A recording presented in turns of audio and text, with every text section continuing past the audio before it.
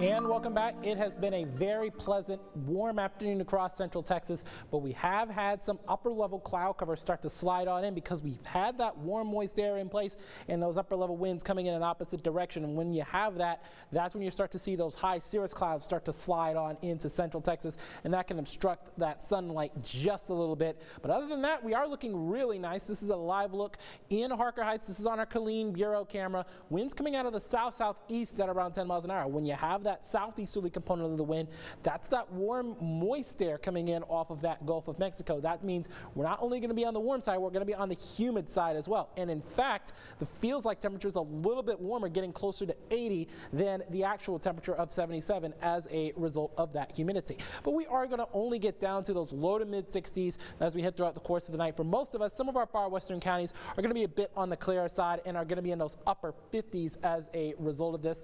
Now, we could start off your Friday morning, your New Year's Eve morning, with a little bit of fog, especially east of that I-35 corridor, but anybody in central Texas could start off with a little bit of fog. However, we do have those winds coming out of the south at 5-15 miles an hour. If we do get a strong enough wind, we will limit some of that radiational fog.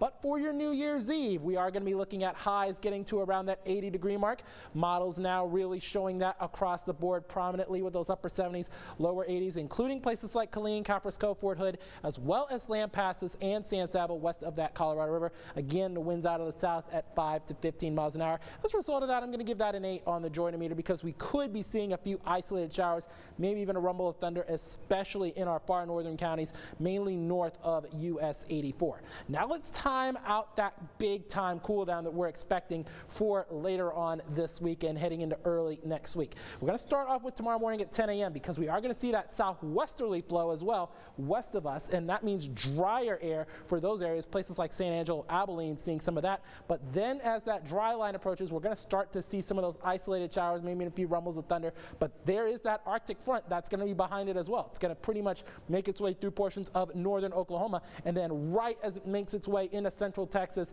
we are going to be seeing quite a bit of that warm air, winds mainly coming out of the west because that dry line will have passed through, and then boom, there you see those temperatures really take that tumble by the time we get to Sunday morning, because that Arctic air is going to bring in that stronger wind, and that means chillier temperatures as well. Look at those temperatures, 45 for a high on Sunday, well below average, before we get right back to average because those winds shift and become more southerly. In fact, the wind chill for Sunday morning looks to be 13 degrees, so those lower teens. So yeah, you definitely want to layer up if you're planning on heading out to those church services.